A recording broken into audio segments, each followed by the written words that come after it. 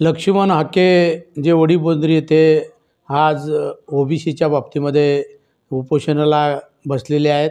गेली 10 दिवस झालेले आहे उपोषणासाठी.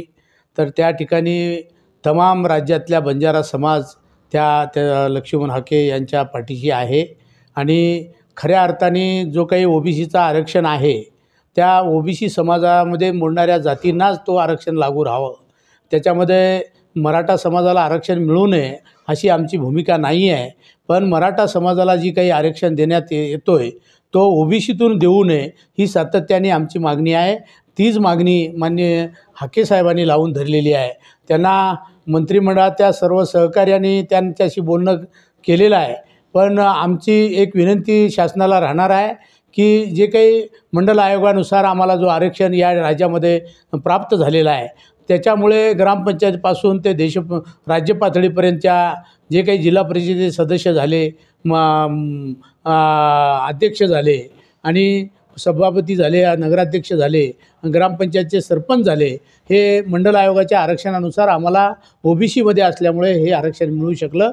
आणि आज जर मराठा समाजाला ओबीसीतून आरक्षण दिलं तर हे आमच्या हक्कावर गदा आणल्यासारखं आहे. म्हणून आम्ही कुठल्या समाजाच्या विरोधात नाही आहे. म्हणून आज लक्ष्मणराव हाकेंनी जो काही उपोषण वडीबोंद्री येथे चालू केलेला आहे त्या उपोषणाला तमाम बंजारा समाजाच्या वतीने आम्ही त्यांना पाठिंबा दिलेला आहे. या ठिकाणी जर आज राज्य लेवलची सगळी मंत्रिमंडळाची समिती त्या ठिकाणी येते आहे. आज जर ते उपोषण सुटला नाही तर तात्काळ आमच्या बंजारा समाजाच्या सर्व कार्यकर्ते आणि बांधवांना घेऊन आमच्या महिला भगिनी त्या ठिकाणी घेऊन जाऊन आम्ही त्या ठिकाणी उपोषणाला बसणार आहोत. आणि लातूर जिल्ह्यामध्ये लवकरच आजच आमची त्या संदर्भामध्ये बैठक झालेली आहे, चर्चा झालेली आहे. आणि पूर्ण ओबीसी लातूर जिल्ह्यातले जे काही ओबीसीचे कार्यकर्ते आहेत सगळ्या समाजाला एकत्र घेऊन आम्ही जिल्हाधिकाऱ्याकडे निवेदन देणार आहोत. आणि लवकरच 2 दिवसामध्ये आम्ही रस्ता रोको करून लातूर जिल्ह्यामधील जिल्ह्यातल्या सगळ्या रस्त्यावरती आम्ही उपोषण करून आणि 1 दिवशी बंद देखील लातूर जिल्ह्यामध्ये आम्ही करणार आहोत. म्हणून ह्या लक्ष्मण हाकेंनी जो काही उपोषण या ठिकाणी चालू ठेवलेला आहे ते ओबीसीच्या हक्कासाठी चालू ठेवलेला आहे. म्हणून हा आमचा हक्क जो आहे तो अबाधित राहावं आणि हे आरक्षण आमचं कायम राहावं यासाठीचा आमचा प्रयत्न आहे. मराठा बांधवांना जे काही 10% आरक्षण दिलेलं आहे EWSमधून तो आरक्षण त्यांना लागू राहावं आणि त्यांच्या आरक्षणामध्ये आम्ही कुठलीही अडथळा न आणता आम्ही त्यांचं आरक्षण टिकावं, कोर्टात टिकावं. राज्य शासनाने त्यांना ते आरक्षण 10% जे लागू केलेलं आहे ते कायम राहावं. विद्यार्थ्यांना त्यांच्या काही शिष्यवृत्ती आहेत आज बार्टीच्या धर्तीवरती त्यांना आणि अण्णासाहेब आर्थिक विकास महामंडळाच्या माध्यमातून मराठा बांधवांना सगळ्या सोयी सवलती आज या ठिकाणी मिळत आहेत.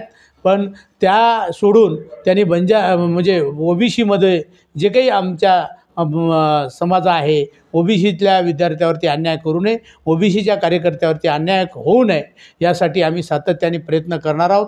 मागच्या काळामध्ये ज्या वेळेस ओबीसीवरती अन्याय झालं त्यावेळेस आम्ही रस्त्यावर आंदोलन केलेलं आहे, रस्त्यावर रोको केलेला आहे, जिल्हाधिकाऱ्याकडे आम्ही निवेदन दिलेलं आहे.